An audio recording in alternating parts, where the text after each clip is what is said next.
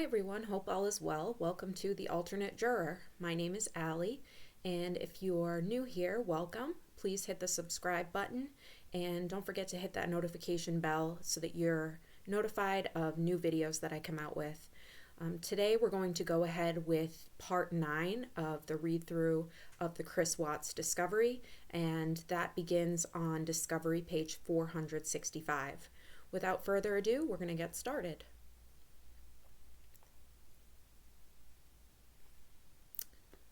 Okay, Colorado Bureau of Investigation, Investigative Supplement 2018-273/6. Report date 8/20/2018. The description is a consent search of 2825 Saratoga Trail on the morning of 8/15/18. The reporting law enforcement officer is Sailor Matthew. He's an agent with the CBI. This was approved on 8/22/2018 by Kirby Quinn Lewis. The synopsis is a consent search of 2825 Saratoga Trail on the morning of 8/15/18. The address number 1 of the crime scene is 2825 Saratoga Trail in Frederick, Colorado, 80530, United States.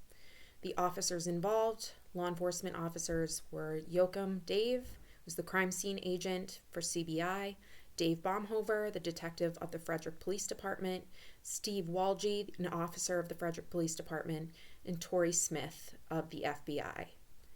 Narrative begins on the following page. Synopsis: consent search of 2825 Saratoga Trail on the morning of 8/15/18. Action taken. On 8/15/18 at approximately 0600 hours, I, Colorado Bureau of Investigation, CBI agent Matthew Sailor, responded to 2825 Saratoga Trail in the town of Frederick, Weld County, Colorado, to conduct a search of the residence.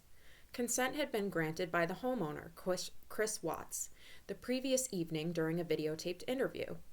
Additionally, Watts gave consent to any and all testing and collection of evidence that was deemed necessary, specifically the use of alternate light sources for the detection of the presence of blood evidence.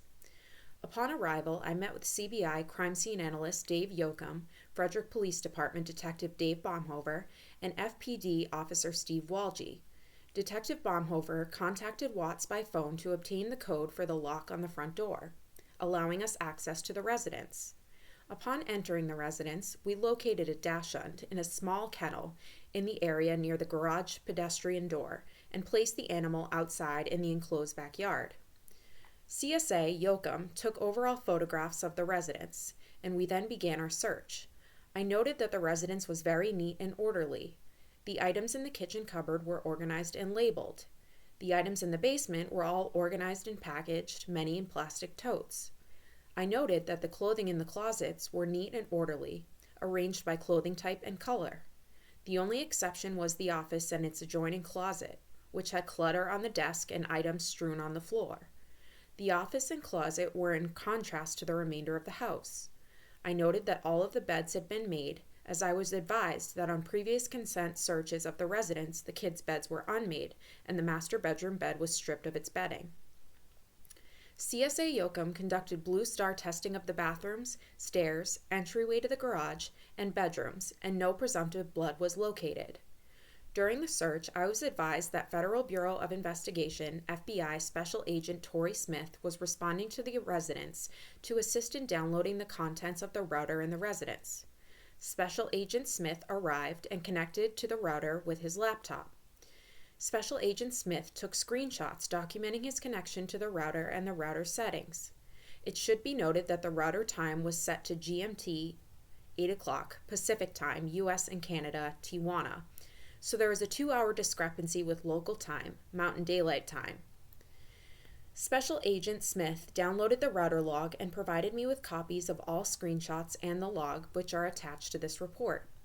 The router was collected as evidence. See Special Agent Smith's report for additional details. During the search of the residence, it was noted that the trash cans throughout the residence, such as those in the bathrooms and bedrooms, had been emptied. The trash bags from those trash cans were located in the kitchen trash can. Underneath those trash bags, we located a bed sheet and 3 pillowcases. The bedsheet and one pillowcase had an unknown dark substance that appeared to be smeared on them. The bedsheet and pillowcases were photographed and collected as evidence.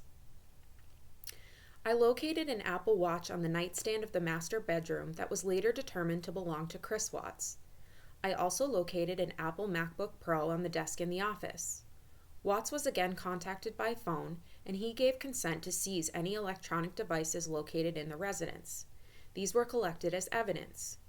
An Apple Watch determined to belong to Shanann Watts was located on a couch in the upstairs loft area underneath the throw pillows.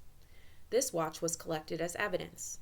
An Apple iPad was found in a backpack underneath the desk in the office, which was also collected as evidence. An Amazon Echo smart home device was located on the kitchen counter and was collected as evidence. In searching the garage, I located a cardboard shipping box from Amazon inside of the trash dumpster. Inside the box, I found a marriage improvement book that appeared to be brand new. I had earlier received information that Shanann Watts had sent a marriage improvement book to her husband, Chris Watts. The book was photographed and collected as evidence. All items of evidence were photographed by CSA Yoakum and packaged and collected by Officer Walgie. See their reports for additional information. Prior to exiting the residence, we let the dog back inside, but were unable to secure him back in his kennel. We secured the residence and left. End of report. Attachments. Screenshots from FBI Special Agent Smith and router log.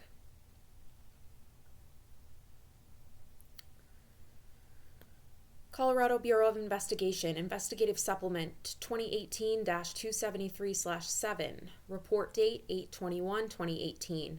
Primary information, description, interview with Nicole Atkinson, UTOFT. Occurrence from 8/14/2018 through 8/14/2018, so they didn't say how long it took. The reporting law enforcement officer was Agent Greg Zentner of the Colorado Bureau of Investigation, and the approval status was approved on 8/31/2018 by Agent Kirby Quinn Lewis. Synopsis. Interview with Nicole Atkinson, UTOFT. Atkinson had been on a business trip with Shanann in Arizona during the weekend. Atkinson dropped off Shanann at 2825 Saratoga Trail at about 1:50 a.m. on Monday, August 13th, 2018. Atkinson saw Shanann go inside the house and shut the door behind her. Atkinson tried to contact Shanann several times on Monday morning via text messages. So the address of the related is in Boulder, Colorado. And then the residential address is in Firestone, Colorado. And the address number 3, residential number 2, is 2825 Saratoga Trail. Victim number 1, Watts Shanann, 34 years old, white female, birth date 1/10/1984. Deceased, yes. So let's see. It also gives her phone number, which we don't need to say out loud. Keep that redacted. All right, subject number 2, witness number 1, Atkinson Nicole, 37 years old, white female. Her address is in Firestone, Colorado. Suspect number 1, Watts Christopher Lee, 33 years old, white male, birth date 5/16/1985. Occupation, field coordinator. And relationship, business location, address 2825 Saratoga Trail. And his telephone number. All right, Colorado Bureau of Investigation, Investigative Supplement 2018-273/8. This is a second interview with Troy McCoy that took place on 8/17/2018. The interview was conducted by Agent Greg Zentner of the CBI and Philip Jones of the Federal Bureau of Investigation. This was approved on 8/24 by Kirby Quinn Lewis, agent in charge of the CBI. Okay, lists out the business address, the residential address of Troy, and then information about Troy with his birth date redacted, although he was 33 years old. Suspect, Christopher Watts, 33 years old. We already know the details about him. Narrative begins on the following page. Synopsis. On Tuesday, August 14, 2018, Colorado Bureau of Investigation, CBI agent Greg Zentner, received a request from the Frederick Police Department to assist with a missing persons case. On Friday, August 17, 2018, I re-interviewed Troy McCoy at the Anadarko Petroleum headquarters located at 501 North Division Boulevard, Platteville, Colorado. The purpose of this second interview was to clarify some timeline questions and to inquire about McCoy returning to Serby 319 on Tuesday, August 14, 2018 at about 2:12 p.m. Action taken.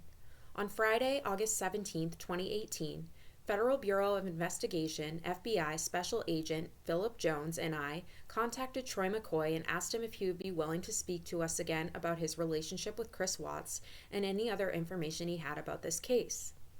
McCoy agreed to meet with us and voluntarily came to the Anadarko headquarters located at 501 North Division Boulevard, Platteville, Colorado. An initial interview was conducted with McCoy on August 15th, but new information had been discovered and a second interview was needed. S.A. Jones agreed to complete the report for the first interview. This interview with McCoy was recorded. The following is a summary of the interview. For a complete account of the interview, please review the attached audio file. McCoy told us the following. McCoy said he saw Watts on Friday, August 10, 2018. McCoy said Watts told him that Watts took Friday off of work to take his wife, Shanann Watts, to the airport for her business trip to Arizona, which we know is a lie because Nikki picked her up. McCoy said he met Watts in the Safeway parking lot in Fort Lupton at about 3:05 p.m. to receive Watts' Amazon Fire Stick for his television. McCoy said Watts showed up driving Shanann's white Lexus sport utility vehicle, SUV. McCoy said he was able to see Bella and Celeste in the back seat of the SUV. McCoy said he could see both children were buckled into their car seats. McCoy said he waved to Bella and Celeste and he could hear them laughing. McCoy said he knows Bella and Celeste from past contacts with the Watts family. McCoy said as he was talking to Watts in the Safeway parking lot, McCoy received a phone call from Cody Roberts, another Anadarko employee. Roberts told McCoy there was a leak in the bypass line on the oil well at Serby 319. McCoy said this leak was small enough that it could wait until Monday to be fixed. McCoy said Watts overheard part of his conversation with Roberts, and Watts volunteered to go out to Serby 319 first thing on Monday, August 13, 2018 to fix the leak. McCoy said he did not think this was unusual for Watts to volunteer to go out and fix the bypass line. McCoy said he did not see or have any contact with Watts again until Monday, August 13, 2018, about mid-morning at the Serby 319 site. McCoy said he thought that Watts called Roberts on Sunday, August 12, 2018, and told Roberts he would go to the Serby 319 first thing Monday to fix the leak. McCoy said on Monday, August 13, 2018, he left his house to go to work a little after 6 a.m. McCoy said he drove to the Anadarko offices located at 501 North Division Boulevard, Platteville, Colorado, as is his normal routine. McCoy thought he arrived at the office at about 6:45 a.m.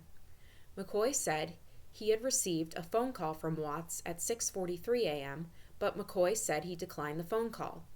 According to the Geotab GPS information provided by Anadarko, McCoy left his residence in Greeley, Colorado at 6:04 a.m. and arrived at the Anadarko offices in Platteville at 6:27 a.m. McCoy said after he arrived at work, he met with most of his team members in the break room on the north end of the office building. McCoy said he also met with Luke Epple and maybe Chad McNeil to coordinate the day. McCoy said he then also met with Luke Epple. McCoy said he then got a burrito from the mobile vendor at about 7:30 a.m. McCoy said he thought he left the Anadarko office at about 7:45 a.m. and drove to the Serby 319 oil well. McCoy said he received a phone call from Watts just after he left the office. McCoy said he stopped his vehicle and took this phone call from Watts. McCoy said Watts was at the Serby 319 and was testing the bypass line which was leaking. McCoy thought this phone call lasted about 2 minutes before he disconnected and continued driving. McCoy thought he arrived at Serby 319 at about 8:40 a.m. According to the Geotab GPS information provided by Anadarko, McCoy left the Anadarko office in Platteville at 7:44 a.m. and drove to Survey 319, arriving at 8:51 a.m. McCoy said when he arrived at Survey 319, there were several Anadarko employees already there. McCoy said he saw Watts, Chad McNeil, and Melissa Parrish. McCoy said Watts's vehicle was parked by the wellhead, which McCoy thought was strange. McCoy said where Watts's vehicle was parked, it was not a normal place for someone to park their vehicle. Furthermore, McCoy said if Watts was going to fix the bypass line, why did he park his vehicle so far from the area that needed to be fixed, which was near the tanks, not near the wellhead? McCoy drew a box on an aerial photo of Survey 319 where Watts parked his vehicle. See attached aerial photo of Survey 319. McCoy continued and said Watts is usually a fairly decently dressed man, and said Watts usually has on tight-fitting FRs, fire-resistant clothing, but on Monday Watts had on a dark blue shirt that was baggy and looked like it was an older FR shirt. McCoy also said that Watts had on a pair of pull-on boots, which McCoy thought was strange because he knew Watts had a newer pair of Red Wing boots that he was wearing recently. McCoy also commented that Watts normally wore boots that had laces. McCoy said he even noticed that one of Watts's pant legs was tucked inside the top of his boot and the other pant leg was straight. McCoy said he commented to Watts, "What are you, slumming it today?" McCoy said Watts laughed at his comment. McCoy said he didn't notice anything else unusual about Watts and said Watts appeared to have his normal demeanor. McCoy said after they determined they could not fix the bypass line, they all decided to move on to the Survey 1029 site. McCoy said he was watching Watts as Watts approached his vehicle, which was still parked by the wellhead. McCoy said he saw Watts pause for a moment and saw Watts was looking out into the field to the south of the pad for just a moment. McCoy said he wasn't sure what Watts was looking at. According to the GPS information provided by Anadarko, Watts left Survey 319 at 9:30 a.m. and McCoy left Survey 319 at 9:31 a.m. Parrish and McNeil also left the site and went to Survey 1029 at about the same time. McCoy said they all stayed at Survey 1029 for the rest of the morning. Watts' GPS shows he was at Survey 1029 from 9:39 a.m. until 12:57 p.m. when he left. McCoy stayed at Survey 1029 until 1:59 p.m. when he left and drove to Hudson, Colorado. McCoy said when they were all at Survey 1029, Watts started getting numerous phone calls from a neighbor who was at Watts' house looking for Shanann Watts. McCoy said he heard Watts talking to this neighbor, and the neighbor had been trying to get a hold of Shanann all morning and could not find her. McCoy said he also heard Watts say that Shanann had missed a doctor's appointment earlier in the day. McCoy said Watts said he was getting worried about Shanann because no one knew where she was. McCoy said eventually Watts said he was going to leave and go home to see if he could figure out what happened to Shanann. McCoy then commented that Watts needed to defecate and pulled his pickup to the south side of the holding tanks on Survey 1029. McCoy said he didn't initially think this was unusual, but after all of the media attention this case had received, he got to thinking that Watts may have buried some evidence by the tanks when he claimed he had to defecate. McCoy said he ended his day on Monday at about 4:00 p.m. after all of his employees had cleared from the field. McCoy said he did have some short text messages with Watts on Monday evening, but he did not speak with Watts. McCoy said he was asking about Shanann, and Watts' responses were very short. McCoy said on Tuesday, August 14, 2018, he started his day like most others by leaving his house early in the morning and driving to the Anadarko office in Platteville. McCoy said he met with his team and made plans for the day. McCoy said he learned from Luke Eppel that Watts would not be at work on Tuesday. McCoy said he got a burrito from the mobile vendor and then went out to another oil well site to assist one of his guys at the site. McCoy said this site was at about County Road 22 and County Road 31, approximately 7 miles from the Anadarko office. McCoy said after he left the site, he went to a training located near the intersection of County Road 47 and County Road 4, which is south and east of Hudson, Colorado. McCoy said this site is about 25 miles from the Anadarko office. McCoy said this site is an oil pad which uses pneumatic processes, and this was part of the training. McCoy said he was at this training until about 1 o'clock p.m. McCoy said he left the training site and decided to drive back to Survey 319. McCoy said he wanted to go back to Survey 319 because he had been thinking about Watts and the reports he had been seeing on the news about Shanann, Bella, and Celeste still missing. McCoy said he wanted to check the Survey 319 to see if I could see anything out of the norm. I asked McCoy to expand on what he was thinking, and he said it was a combination of things that was making him suspicious. McCoy said the fact that Watts had parked in a strange spot by the wellhead, Watts was wearing unusual clothing, Watts was more quiet than usual on Monday, and at 11 o'clock a.m. Shanann and the kids went missing, and then Watts was short with McCoy during the text messages from the night before. McCoy said taking all of these things into consideration started making him suspicious. McCoy commented further about Shanann not taking her phone and car keys, and he thought that was odd as well. McCoy said he even spoke with his wife about the strangeness of the circumstances on Monday night. McCoy said when he arrived at Survey 319 on Tuesday afternoon, the gate was open and there was a water truck on the pad from Northern Plains Trucking. McCoy said he parked his truck by the wellhead near the same location Watts had parked on Monday. McCoy said just as he was getting out of his truck, the driver of the water truck approached him and asked McCoy to sign his job site analysis, JSA, as is a required procedure. McCoy said he told the driver of the water truck that he was there to look for a crescent wrench he may have dropped in the area. McCoy said he told this to the driver of the water truck because McCoy didn't want to tell him he was there to possibly look for evidence of a missing person.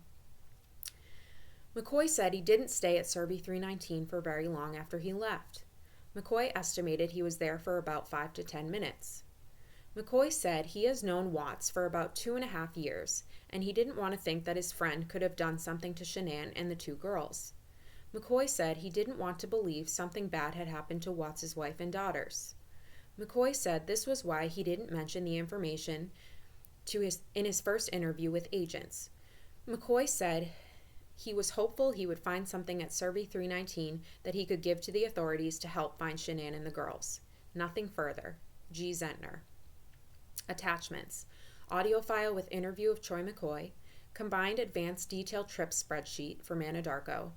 Combined Field 1 Monday 8/13/18 GPS tracking from Anadarko. Combined Field 2 Monday 8/13/18 GPS tracking from Anadarko. Combined Field 3 Monday 8/13/18 GPS tracking from Anadarko. Combined Route Detail Monday 8/13/18 GPS tracking from Anadarko. Map of Survey Ranch. Monday 8/13/18 combined full route GPS tracking from Anadarko. Printout of aerial photo to Survey 319 with markings by Troy McCoy. Job site analysis form from Complete Energy Services, Inc. from Survey 319 on August 14, 2018 at 14:12 hours from Anadarko.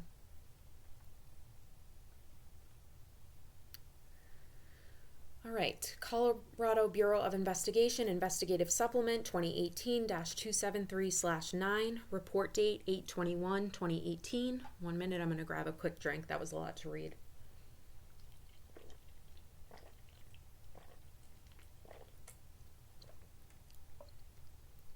Okay.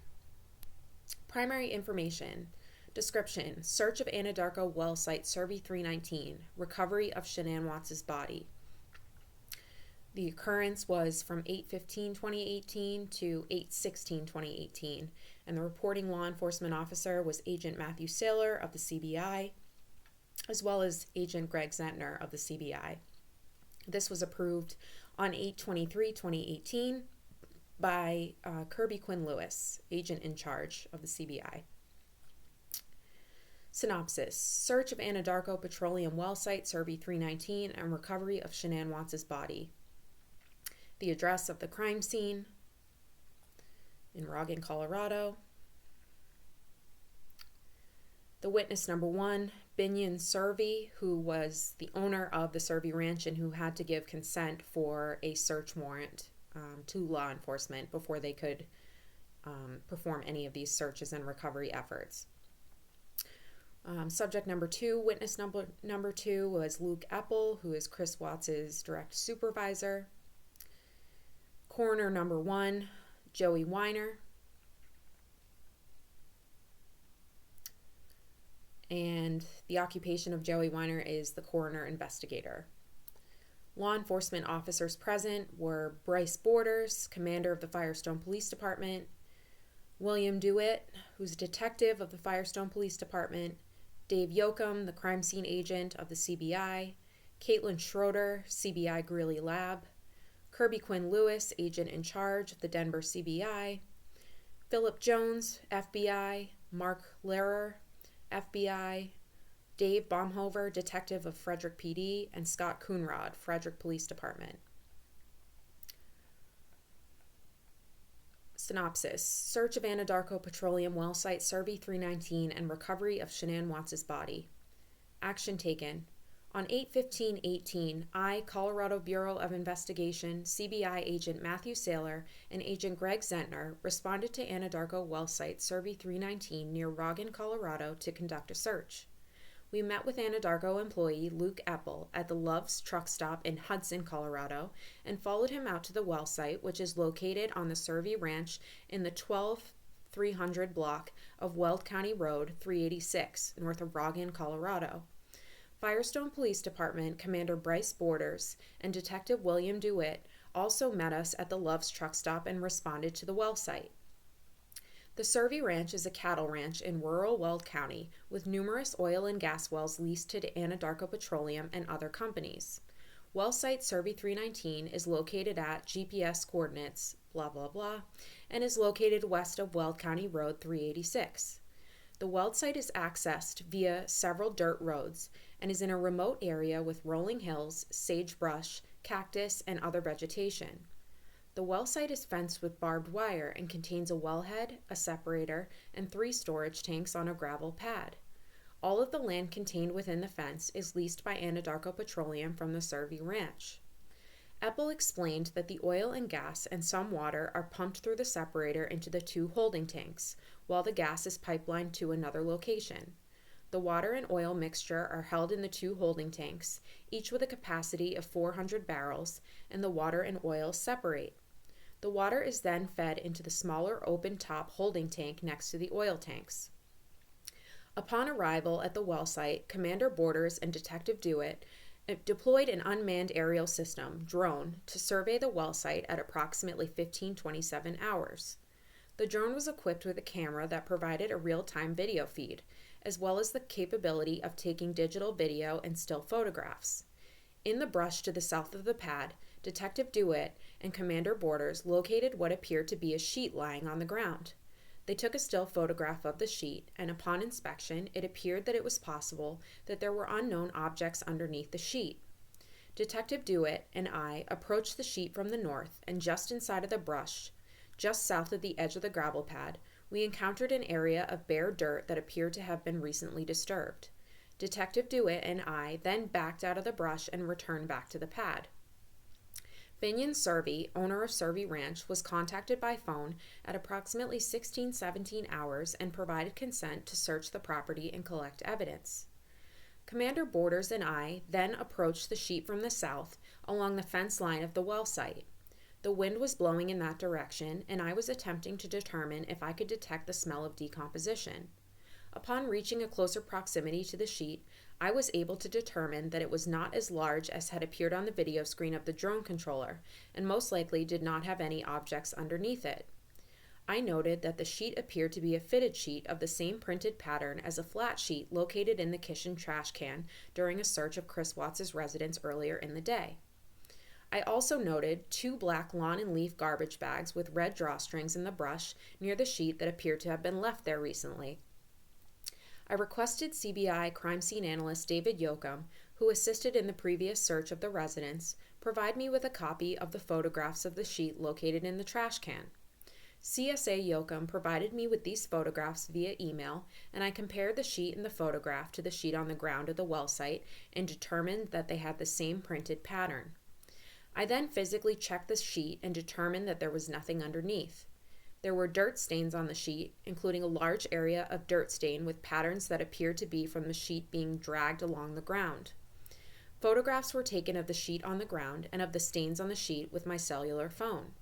Copies of the photographs are attached to this report. I also checked the garbage bags and found that neither bag had anything in them. CSA Yoakum was requested to respond to assist in processing the scene. It was determined that a search warrant would be sought for the property. When advised that additional personnel would be responding to the scene, Apple decided to shut down the well and vent the holding tanks for safety. CSA Yoakum and CSA Caitlin Schroeder responded to process the scene. While waiting for the search warrant to be obtained, I was advised by CBI agent in charge Kirby Lewis that Chris Watts had confessed to dumping the bodies of his wife, Shanann Watts, and his children, Bella Watts and Celeste Watts, at the well site. The coroner was then requested to respond. AIC Lewis also advised me that Chris stated he left some of the girls' clothing and some toys wrapped in the sheet that we had located. Commander Borders and Detective Dewitt again deployed the drone to search the well site for these items before the sun set and it became dark. A thorough search of the area was conducted, but no items were located. I later received information from AIC Lewis that Chris Watts had marked a copy of a photograph of the area previously taken by the drone with the locations of the bodies.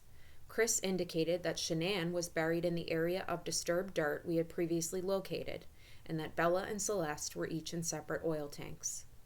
I was provided with a copy of the photograph marked by Chris and observed an S indicating Shanann on the area of disturbed dirt, and a B indicating Bella on the west oil holding tank, and a C indicating Celeste on the east oil holding tank. After the search warrant was secured, CSA Yoakum and CSA Schroeder documented the scene with digital photographs and measurements. They collected the sheet, black trash bags, a rake head that was found stuck in the ground on the north edge of the disturbed dirt, and a wooden handle apparently belonging to the rake head that was found in the brush to the east of the area of disturbed dirt. Apple, CSA Yoakum, and I climbed the stairs to the top of the oil holding tanks. Due to the dangerous conditions associated with opening the tanks, Apple was required to complete additional paperwork and accompany us with a gas monitoring device. I was only allowed to use an intrinsically safe flashlight to peer into the oil holding tanks to attempt to observe anything inside of them. I was unable to observe any objects in the tanks and noted that my vision inside the tanks was obstructed by visible gas fumes. I noted that the only openings on the tops of the tanks, and therefore the only access available to Chris to place the bodies of Bella and Celeste into the tanks, were very small. We took photographs of the openings with a tape measure across them with my cellular phone. The openings measured 8 inches across. I provided this information to investigators at the Frederick Police Department. CSA Yoakum located numerous strands of hair that appeared to be blonde in color, stuck to the rim of the opening of the east oil holding tank. The hair was photographed using Yoakum's cellular phone. He was unable to utilize his SLR camera and flash due to the danger of the flash igniting fumes, and collected the hair as evidence. Arrangements were made to have the oil holding tanks drained in the morning, and arrangements were made to have overnight scene security by Frederick PD officers. Upon arrival of Weld County Coroner's Office investigator Joey Weiner, we began to excavate the area of disturbed dirt. Special Agents Philip Jones and Mark Lehrer of the Federal Bureau of Investigation and Detective Dave Baumhover and Officer Scott Coonrod of the Frederick Police Department also arrived on scene to assist. Photographs were taken to document the process. The portion of Shanann's body closest to the surface was located approximately 3 inches below the surface. The body was lying face down in a kneeling-type position with her head facing in a westerly direction and in a declining position deeper into the ground from her lower torso. Shanann's arms were outstretched in front of her, and her feet were pulled up underneath and behind her. Shanann was exhumed from the ground and placed in a body bag. Investigator Weiner took possession of Shanann's body. See CSA Yoakum's report for additional information. End of report. Attachments 1 through 4, photograph of sheet found on ground. 5 through 7, photograph of stain on sheet found on ground. 8, photograph of sheet found in residence. 9, photograph of opening of oil holding tank. 10, copy of aerial photograph of well site marked by Chris Watts. Colorado Bureau of Investigation, Investigative Supplement, report date 8/21/2018. The description is Addie Maloney's interview, which took place on 8/8/2018. That should be 9/8, I believe. I'm not quite sure, because that was before anything even happened, so that's not correct. Maybe it was 8/18/2018 at 9:34. The reporting law enforcement officer was Agent Stacy Galbraith of the CBI, and this was approved on 8/21/2018 by Agent in Charge Kirby Quinn Lewis of the CBI. Synopsis: CBI responded to assist Frederick PD in this case on 8/14/2018. Agent Galbraith interviewed Addie Maloney by phone on 8/15/2018, so that was the date they interviewed her. Addie Maloney is a good friend of Shanann Watts, co-worker and friend. Addie Maloney spent time with Shanann Watts in Arizona over the weekend, 8/10 through 8/12 of 2018. See narrative for details of interview. So subject number 1, Addie Ann Maloney, 43 years old, white, female, occupation, multi-level marketing, home-based. Synopsis: CBI responded to assist Frederick PD in this case on 8/14/2018. We've already read through this part of the synopsis. Action taken. On 8/15/2018 at 0934 hours, I spoke with Addie Ann Maloney by phone. Addie met Shanann Watts about 3 years ago through her employment with Lavelle. Shanann is part of Addie's team with her home-based business. Addie and Shanann were friends, and Shanann confided in Addie. Addie lives in Westminster, Maryland, and the two stay in touch via phone, texts, FaceTime, and social media, Facebook or Instagram. Addie was with Shanann in Scottsdale, Arizona for a Thrive conference over the weekend of 8/10 through 8/12/2018. Addie dropped Shanann and Nicole Atkinson off at the airport in Arizona at about 17:45 to 1800 hours on 8/12/2018. That was the last time Addie saw Shanann. The next morning, no one heard from Shanann, which was very unusual. Addie learned of this at about 12:45 hours, Mountain Time. Addie described Shanann as an amazing mom, the kind that everyone wants to be. She was so on top of things and very loving. Things between Shanann and Christopher Watts seemed perfect until a few weeks ago. They had always been very happy together before a few weeks ago. They adored each other. They had great kids that were joyful, and there were no issues. Addie said that there may have been some financial things, but Shanann has been extremely successful with her home-based business. In June 2018, Shanann went to North Carolina with the girls, Bella and Celeste C.C. Watts. While Shanann was in North Carolina, she felt that Chris was distant. He told her he did not want the baby, which Shanann was pregnant with, and he felt he and Shanann were not compatible. Chris would not give Shanann for why he started to feel this way. Shanann confided that Chris was very different the past 3 weeks. Addie reported that Shanann put a video on social media she had recorded of her telling Chris that she was pregnant. Addie's husband watched it and felt that Chris was less than thrilled of the news given Chris's reaction. Addie told me she has no doubt that Chris did this, and it was due to whatever was going on with him. Shanann told Chris she did not feel safe with him after he told her he did not want their baby, and especially after Chris would not even hold Shanann when she was hurting from what Chris was telling her. Addie thought it was around 8/8/2018 that Shanann shared this information with her by text message. Addie described Shanann as extremely successful with her Lavelle business. She recently hit the 80K mark, and Addie estimated that Shanann was making between 80 and 100K, a 6-figure income, on her own, not including Chris's income. Addie said that Shanann would have likely been making next to nothing for the first couple of years, but this year hit the 80K mark. Income is all commission-based, but Shanann was doing very well. Addie said it is hard for her to tell really what Shanann was making. In Arizona, Shanann was a wreck. This was atypical for Shanann because to Addie, Shanann is always polished and pulled together, a ray of sunshine. Shanann looked broken. Cassandra, Cassie Rosenberg, shared a room with Shanann for the conference and agreed with Addie that she had never seen Shanann like this. On Saturday night, 8/11/2018, Shanann was very distraught and shared that Chris had supposedly gone to a Rockies game and then out to eat. there was a $62 charge that Shanann was alerted to. Chris told her he ordered salmon and a beer. This amount seemed far more than for one person to Shanann. Addie tried to suggest that maybe Chris bought beer for his friends. Shanann believed that Chris would tell her if he bought beer for friends. Addie said Nicole Atkinson would know which restaurant the charge was at. They went online to look up the prices for beer and salmon, and things did not add up. Chris eating salmon was not weird because that is what he eats, according to Shanann. Addie said that she would have never in a million years thought that Chris would cheat on Shanann until a few weeks ago when he changed. Addie asked if she had gone through Chris's phone, and Shanann had not, and said he would not be that stupid to have evidence of an affair on his phone, though Shanann had recently seen Chris deleting messages between him and his father. Addie was aware of a severe falling out between Shanann and Chris's parents. Cece has a tree nut allergy. Shanann went to North Carolina to visit with her family and Chris's family. Shanann had provided Cindy Watts, Chris's mother, a list to shop for food items for their visit due to Cece's allergy.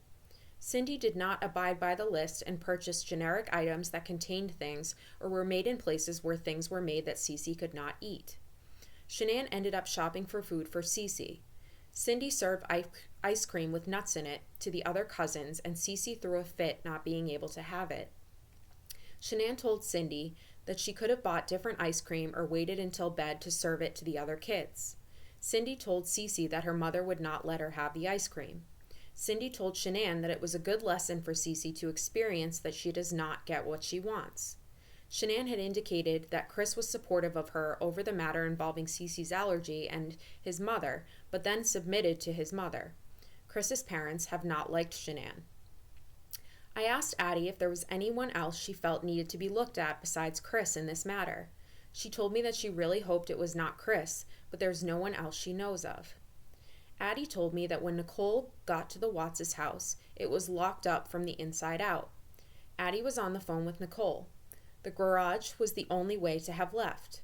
Shanann's car was in the garage, and the only way to have left would be to have hit the garage button and run out the closing garage door. Addie said that Shanann would never have left her things in the house like that. Addie thinks Chris hid Shanann's phone so that she could not call for help. She thinks that something happened in the bedroom as she had knowledge that the sheets were stripped from the bed. I asked Addie to please guard the information she was made privy to by being on the phone with Nicole at the start of this investigation. She agreed, but told me that much of the information is out as many of the friends were concerned in trying to locate Shanann. I asked Addie about any changes in Chris that Shanann may have mentioned. Chris was working out more for sure. He started with running and then incorporated lifting weights. He was really getting into fitness. Addie last saw Chris in June 2018 in San Diego at a conference with Shanann. The time before June was in January 2018, and his body totally transferred from dad bod to buff in that time period from January to June. Addie said Chris looked amazing. Shanann never mentioned that Chris was working more or spending time away from home. Chris had always adored Shanann. Addie's husband adores Addie, and she and Shanann would joke about how truly fortunate they were that their husbands wanted to be with them and spend time with them. At dinner in Arizona, Addie wanted to talk about Shanann's relationship matters. Shanann had not told Cindy DeRosset about the matters between her and Chris, but did share with her at this time. It was known that Shanann is the one that wears the pants in the relationship, and Chris goes along with Shanann's decisions. Shanann said that Chris made a comment recently stating he wished she would just let him hang a picture one time without her telling him where it goes. Shanann replied, okay, and realized that she needed to make some changes. She had not realized that she was controlling. Shanann wanted to change to help her marriage. The friends talked about her trying to save her marriage. The only thing Shanann could think of working on was possibly her being controlling, and she wanted to work on that. Addie knew Shanann to have a white 2018 Lexus 350. She was under the impression that Chris also drove the vehicle when they went places together. Chris also drove a dark blue work truck. Shanann never mentioned that she rode in the truck. Addie knew that Shanann was married once before, but she did not know much about him. Addie stated that Shanann's ex-husband's new wife joined Lavelle a while back, and then she fizzled out. Addie had no information about the ex-husband or the new wife other than she grew up in the same town Shanann did. Shanann did not have benefits through Lavelle. She earns commissions, $800 a month car allowance, and a couple trips a year paid for by Lavelle. Shanann never mentioned having life insurance policies. Shanann told me that she has a friend that is a medium and that she believed Shanann was gone as she came to her in spirit. I told Shanann, I think this means Addie. I told Addie she can have a friend contact me if she had viable information if she wants. I assured her that there was no desire to contract with a medium in this investigation at this point, though. Addie agreed to go through her text correspondence with Shanann and forward screenshots. The phone interview was concluded at 10:21 hours.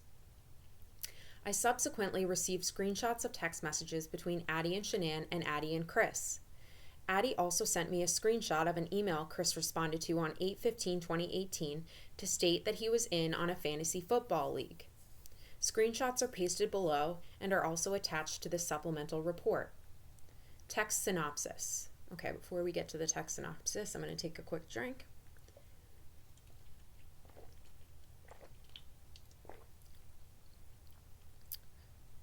All right, text synopsis. Shanann and Addie chat back and forth in text messages. On 8/6/2018, Shanann asked how Addie and Scott are. Addie says she does not even know where to begin. Shanann discloses that she and Chris are not well. She tells Addie it involves his parents and that she has cried every day since she's been there. This is when Shanann, the girls, and Chris were in North Carolina. On 8/7/2018, Shanann tells Addie that he is scared to death about the third baby, is happy with 2, and does not want another baby. Addie suggests that Chris is just scared and that it'll be fine once the baby comes. Shanann tells Addie that Chris has changed and Shanann does not know who he is. He has not touched or kissed her all week. He has not talked to her except when she was trying to figure out what was wrong with him. Shanann said that he had been distant since she left. Shanann had an appointment for a 4D ultrasound and gender the following day and said she was scared. Shanann told Addie they never have had a problem like this in their relationship ever and that this was total left field. He has not asked about Shanann or the baby, though Shanann has been vomiting the other day. Shanann texted what Chris texted her. I don't know where my head is at. I will fix it though. Shanann was concerned that Chris really does not love her anymore and that the following day would be 8 years since they started dating. On 8/9/2018, Shanann tells Addie that Chris went to the appointment, but he was cold and says she has no idea what happened. Addie suggests Shanann go through his phone to see if there is someone else. Chris was not receptive to counseling. He refused to hold Shanann, saying he was not there and could not. Shanann had been crying all week and she canceled the gender reveal party she had scheduled. Nikki was just going to tell Shanann the gender. Shanann had asked Chris how this was a few months and how in love they were before she left for North Carolina. Chris told her he had a lot of time to think. Shanann addressed Chris and her talking about having another baby. He was excited and happy.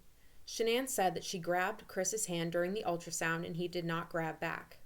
Shanann said Chris rejected sex the first night they arrived there in North Carolina, and the only thing she can think of is that he has another girl. The night before, Chris told her that opposites attract, but this was not working out. Shanann asked Addie how she makes him feel more compatible, if he is not giving her anything. He kept telling Shanann that he does not feel it anymore. He told Shanann she is not doing anything wrong and that it's all him. Shanann was considering calling Chris's mom to tell her she wants a relationship with them. Shanann said she thought Chris slept in the basement the night before. Shanann said it was taking everything in her to not flip on him and them, his parents. Shanann told Addie that 1 minute Chris agreed to go away with her for the weekend and then 30 minutes later deleted his Facebook account. Shanann said that she was trying to go with the flow and he was talking being Chris but was still very distant. They had a talk, which was the best they had, and he was out for a run. On 8/10/2018, Shanann and Addie are arranging to eat in Arizona, and there is a miscommunication about when they are going. Shanann apologizes and blames 11 days of lack of sleep and stress. Addie asked if things were going better, and Shanann replied that things were going in the right direction. So I'm going to read through these. This is a screenshot of Addie's phone. This is from Shanann. How's everything going? Addie. Okay, how about you? Shanann. Could be better. Chris is bothered by his family's shit, that I'm paying for it. I need a stiff drink. Addie. Why are you paying for it? Shanann. Long story to text. What time do you get into Arizona? Addie. I'm not sure. You? Shanann. I land at 7:50 a.m.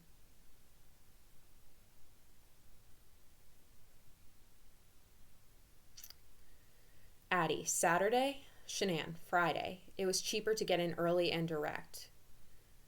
Addie. Oh, I'm Friday evening. Shanann. How are you and Scott? Addie. Doing okay. We'll catch up this weekend. So much going on. Don't even know where to begin. Shanann. Girl, here too. Chris and I are not well. Addie. Oh no, what's wrong? Shanann. His parents. I've cried every day since he's been here. Addie. Is he taking their side now? Shanann responds with a shrugging emoji. Addie. Scott's mom is causing problems with us too. Shanann. I need a glass of wine. Have you seen Thrive Nourish? Addie. Like in person? Shanann. No, on website. Addie. No, it's not there yet. Shanann. Can you do a three-way Monday at 10 or 11 a.m. Eastern Time? She said 11 is better if that works. Addie. Yeah, that's fine. Shanann. Chris told me last night he's scared to death about this third baby, and he's happy with just Bella and Celeste and doesn't want another baby. Addie. He's just scared. Everything will be fine once the baby comes. Addie. Shanann. Addie. He has changed. I don't know who he is. Addie. Fine, not fun. What do you mean? Shanann. He hasn't touched me all week, kissed me, talked to me except for when I'm trying to figure out what is wrong. He has been distant since I left. Addie. What's the deal with the parents? Maybe he's distant because of that. Was he on board with you leaving for that long? Could he be resentful? Shanann. He said they apologized and they didn't come to Celeste's party because they were scared of me. That's bullshit. If you're sincerely sorry and love your son and grandkids, you reach out and say that. He was totally on board. We decided it together. Quality time for everyone. I'm supposed to go tomorrow for 4D ultrasound and gender reveal next Saturday. I just want to cry.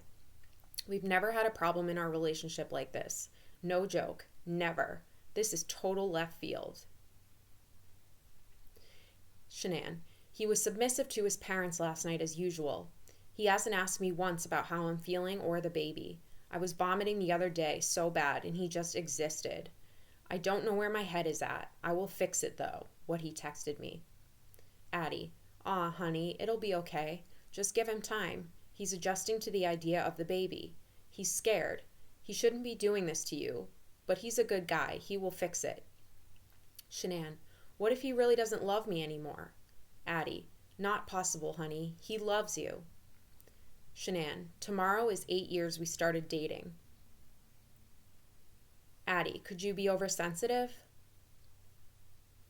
Shanann. He said we are not compatible anymore. He refused to hug me after he said he will try to work it out. Said he thought another baby would fix his feelings. Said he refused couples counseling. Addie. What? That doesn't sound like Chris. Did he go to the appointment? Shanann. Yes, but cold. Addie. I have no idea what happened. Addie. Go through his phone. Make sure there isn't some other bitch I have to kill. Shanann. This is total left field. Addie. Why no to counseling?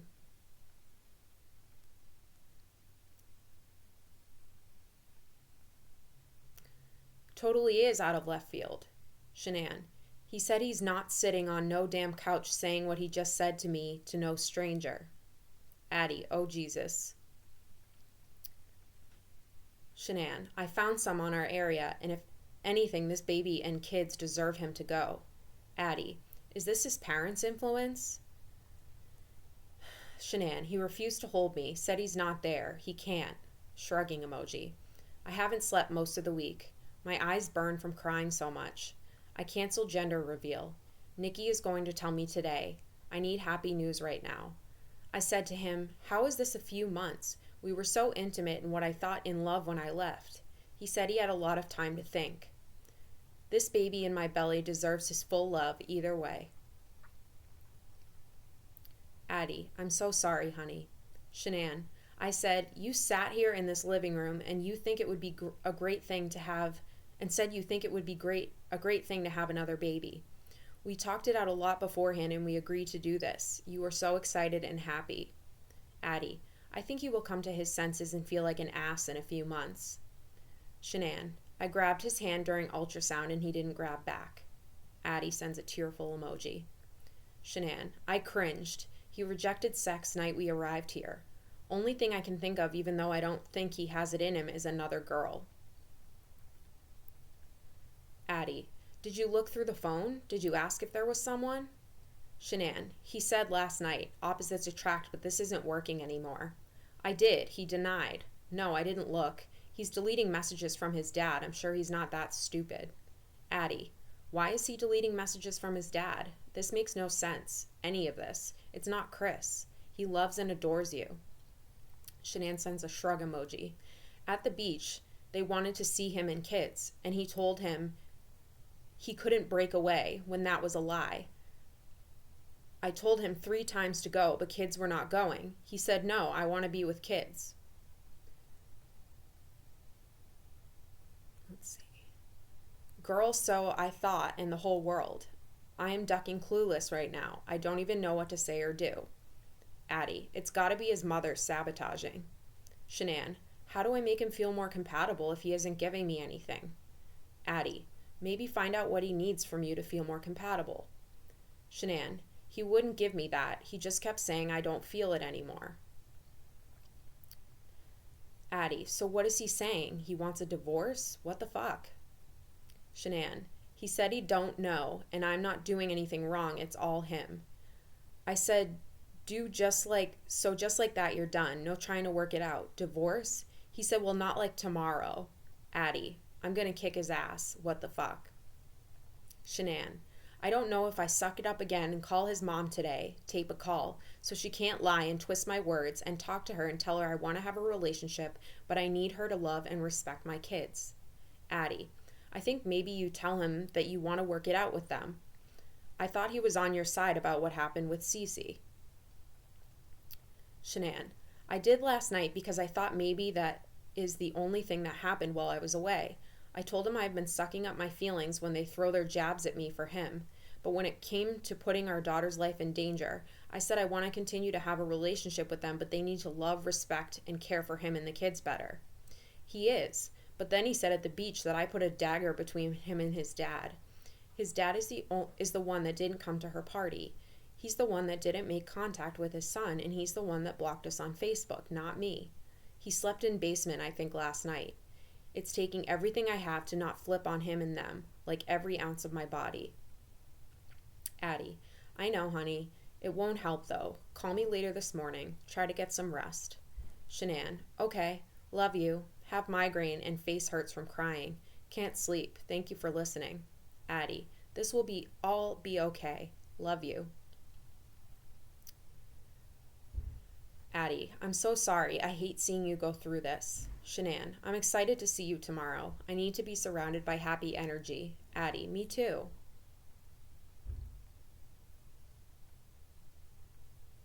Shanann, 1 minute he agrees to go away next weekend, just the 2 of us, and then 30 minutes later he deletes his Facebook account. Addie, what the heck? Shanann sends a shrugging emoji. What time do you leave Sunday? Shaking my head.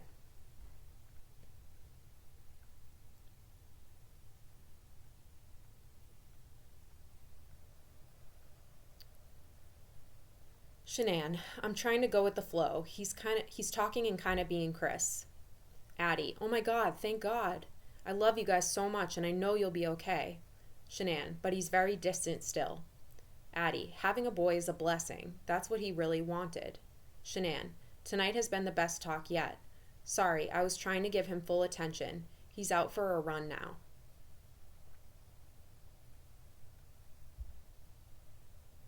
Addie, we are here, me and Sin, heading to the restaurant now.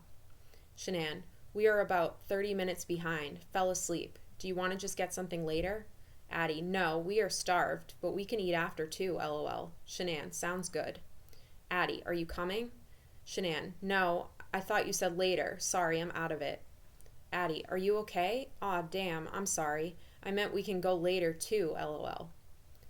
Shanann, lol, yeah, just a long 11 days of lack of sleep and stress.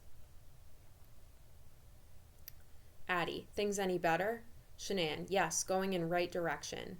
Addie, oh my god, yay. And then Shanann created a 15 weeks baby announcement. So it says your baby is the size of an orange. And this was created with the Baby Pics app.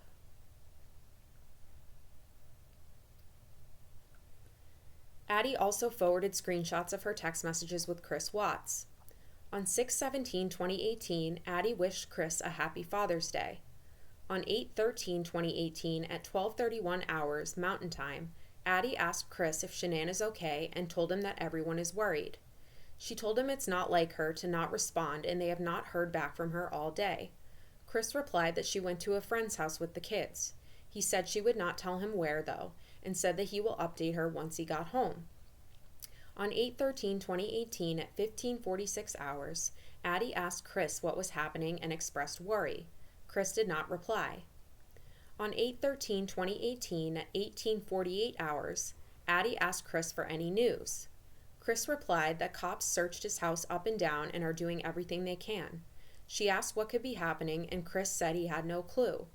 Chris told Addie that he and Shanann talked that morning between 0400 and 0500 hours, and when he left, she was still there. He told her that they checked his camera and the neighbor's camera. Addie asked about Cece's medication, and Chris replied that all the meds were still there. Addie expressed concern. Chris told Addie that Cece takes it every day, once a day. They have containers full of it downstairs. On 8/14/2018, Addie texted Chris to say that she thinks people need to be out searching and asked if police mentioned search parties. He replied there were no search parties and that they told him to not just go out driving because he would not know what to look for. He told Addie that there was still a chance in his mind that she was with someone he did not know of. He said he really hoped that was the case. He told her that the police have seen all the footage from cameras. He said he hoped they were all safe together. At 12:56 hours, he texted that he was talking with news crews that bombarded him all at once, and he said he wanted to get everything out there. He said that dogs swept the house for scents. At 19:21 hours, Chris told Addie he was talking with the FBI then. He replied on 8/15/2018 at 0007 hours that he had just got done with FBI and they have the case now. Here's the screenshots that I'll read to you. Addie, happy Father's Day, Chris. Chris, thank you. Tell Scott the same. Addie, will do. Addie, hey, is Shanann okay? Everyone's worried. It's not like her to not respond, and we haven't heard back from her all day. Chris, she went to a friend's house with the kids. She won't tell me where, though. When I get home, I will update you. Addie, okay, thank you, Chris. Praying for you all. Love you guys. Chris, thank you. Addie, Chris, what is happening? I'm so worried. Addie, any news? I'm beside myself. Chris, cops searched my house up and down. They're doing everything they can. Addie, oh my God, what could be happening? Chris, I have no clue. Addie, it just doesn't make sense. Have you checked with that row of houses behind yours to see if anyone has seen her? Chris, no sense at all. Most of them are not sold yet. They are empty. Addie, so she wouldn't have gone out that way. When did she tell you she was going to a friend's? Chris, when we talked this morning, it was between 4 and 5 a.m. When I left, she was still here, though. Addie, I'm sorry for so many questions. I'm sure you are being bombarded with questions. I'm just so worried. She wouldn't leave with the kids without their medicine and car seats. Do you guys have an alarm? Chris, it's okay. Yeah, we checked my camera and the neighbor's camera. Addie, how are you holding up? Chris, hanging in there. Some of my friends stopped by to keep me company. Addie, what about Cece's medicine? I'm worried about her. Chris, all the meds are still here. Oh, Chris, this is so scary.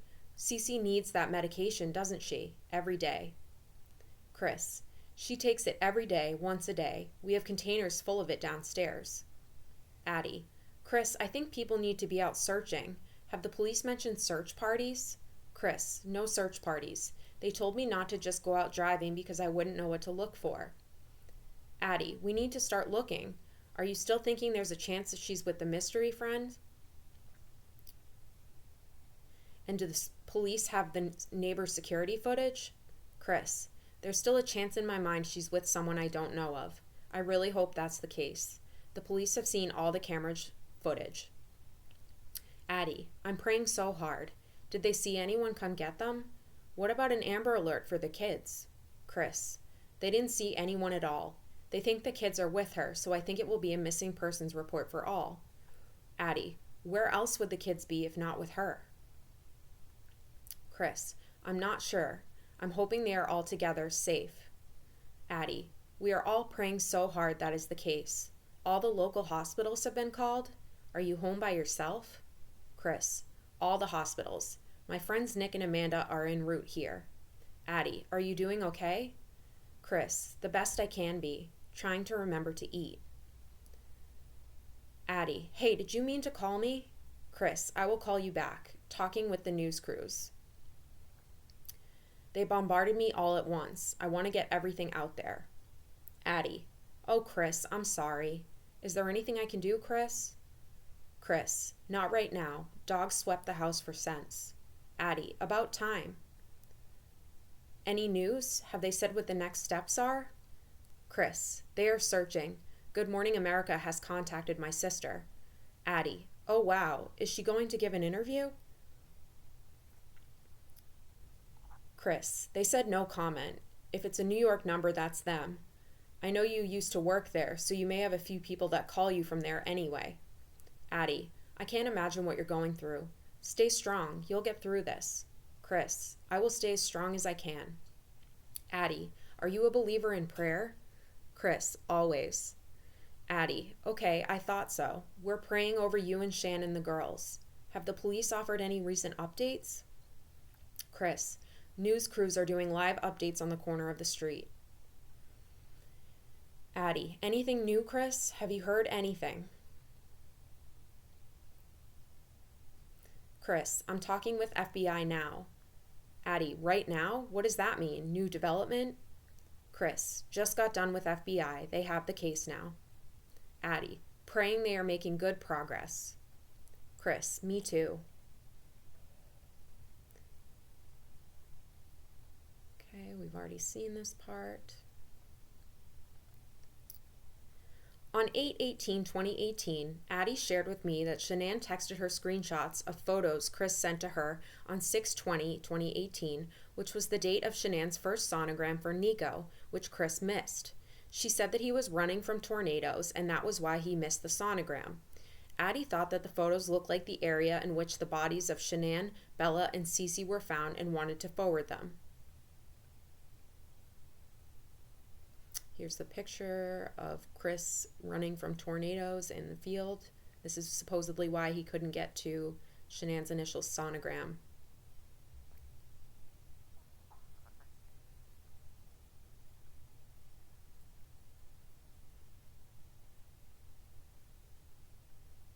And here's some more pictures.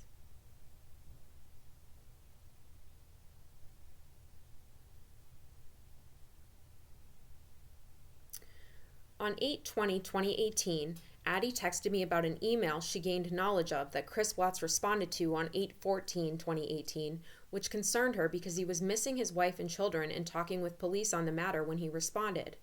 Chris received an email about fantasy football and was sure to respond that he was in during the time when his wife and children were missing. Here's the email. Him saying I'm in for the fantasy league. So the attachments: 1. Screenshots of text between Addie Maloney and Shanann Watts. 2. Screenshots of text between Addie Maloney and Chris Watts. 3. Screenshots of pics from Chris to Shanann sent to Addie.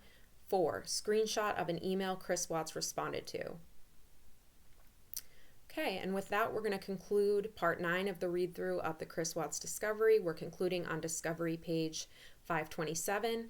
I will pick up on Discovery page 528 in part 10 of our read-through, and I hope you're there to read along with me. Looking forward to it, and I hope everyone has a wonderful day. Again, please subscribe if you haven't done so already, and be sure to hit that notification bell so that you'll be notified when I come out with another video like this.